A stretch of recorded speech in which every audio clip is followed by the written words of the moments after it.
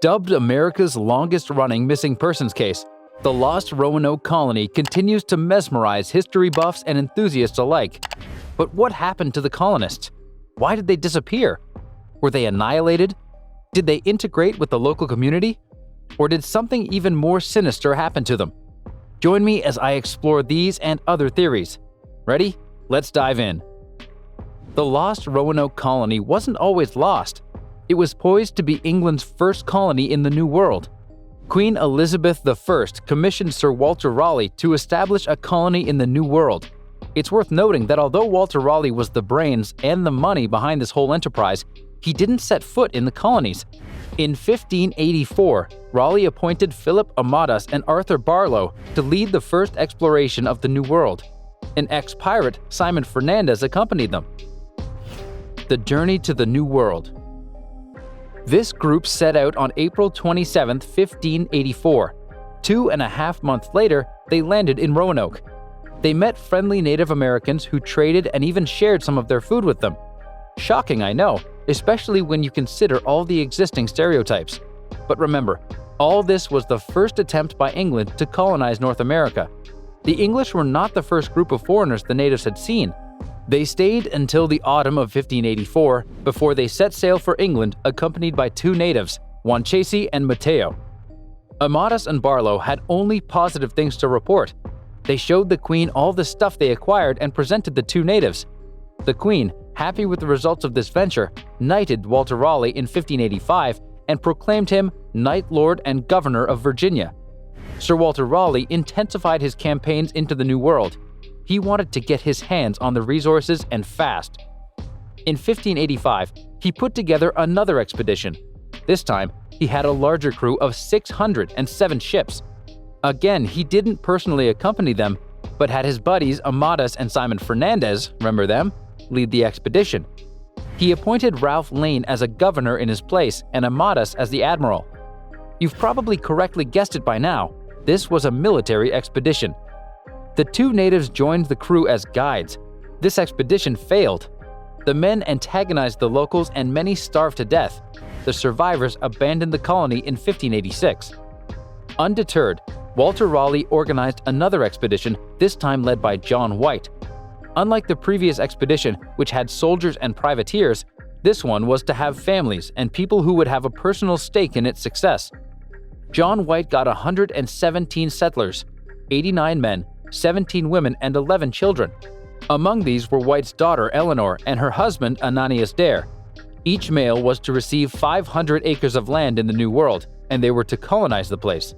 The plan was simple: get to Chesapeake Island and settle. The land was more fertile, and the harbors were deep enough to handle larger ships, so off they went.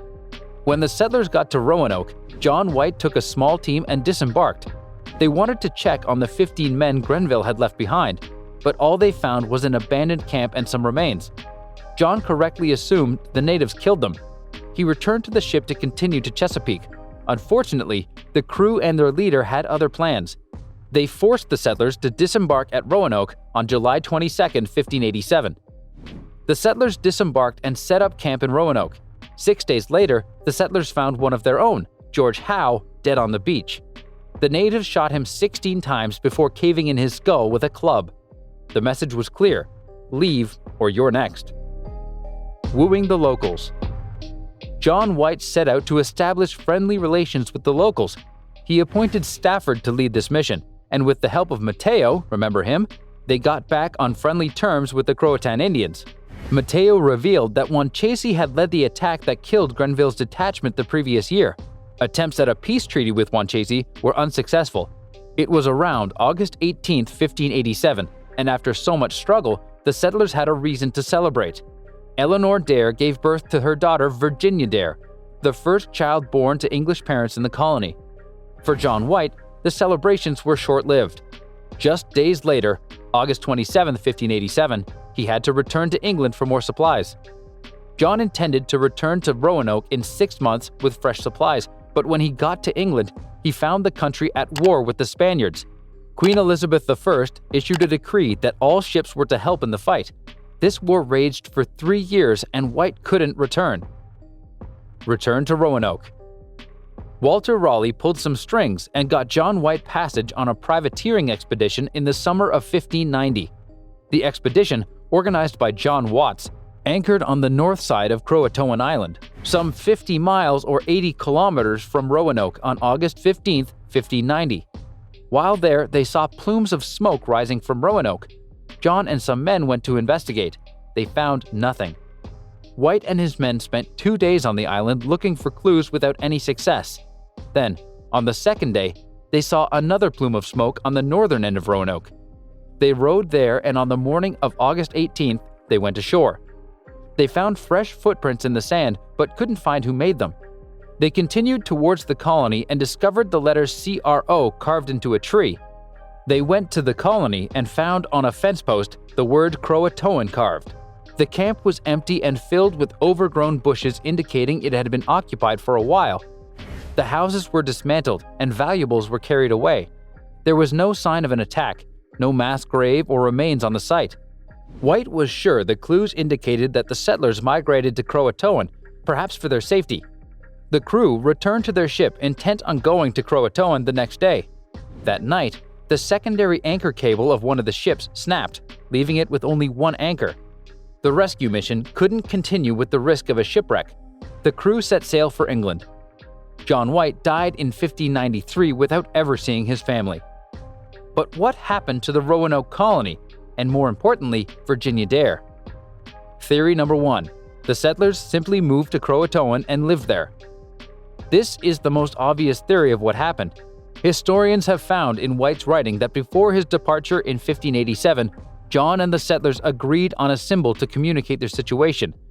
If they were in any danger, the settlers would carve a cross, and John would know that they were attacked. However, when he returned in 1590, there was no such mark. Instead, the settlers carved the word Croatoan on the fence post. When combined with the absence of any remains and the neatly dismantled camp, it's easy to see why John was convinced that they simply moved to Croatoan Island. Furthermore, Mateo, the native Indian ally, was from Croatoan, so it's not far-fetched to imagine that he offered them safety among his people. But what remains a mystery is why didn't the mysterious figure on the island make any contact with John or the crew members when they arrived? Who were they anyway? Theory number 2. The settlers were attacked and wiped out. A second theory was that natives attacked and annihilated the settlers. Although unlikely, this theory is plausible since we know some natives didn't like the English settlers. However, there are some obvious holes in this theory. For instance, why didn't anyone carve the cross symbol if they were indeed attacked? Also, why were there no mass graves or remains on Roanoke? You could rightly argue that the natives attacked suddenly. Thus, there was no time to carve the cross symbol, and the raiders proceeded to throw the dead into the sea. But what about the letters CRO and Croatoan? Who wrote these, and more importantly, why? And then there was the little girl, Virginia Dare. In 1937, while out on the field, Lewis Hammond discovered a stone with strange markings. He took it to Haywood Pierce Jr., a historian at Emory University. Upon closer inspection, Haywood found inscriptions on the front and back of the stone, allegedly written and signed by Eleanor White Dare. She wrote to her father, John White, to inform him of his granddaughter and son-in-law's death in 1591. On the back, she narrated all that happened to them. They were attacked. She also hinted at the existence of a mass grave and the presence of more tablets. Haywood made it his mission to find these tablets. He offered a $500 reward for anyone who could have information on the whereabouts of other tablets. This strategy went about as well as you'd expect. In 1 year, he received 48 tablets from one man, all claiming to narrate the story of Eleanor White Dare. Bill Eberhart was either a real-life Indiana Jones or he was lying. The subsequent tablets were declared fake and their contents were disregarded. The Dare stones, however, reopened this 400-year-old mystery with archaeologists trying to unearth new clues as to what happened at Roanoke. How 117 people simply vanished is one of history's many puzzles. Were they taken? Killed? Or did they assimilate into the local native tribes? We might never find out.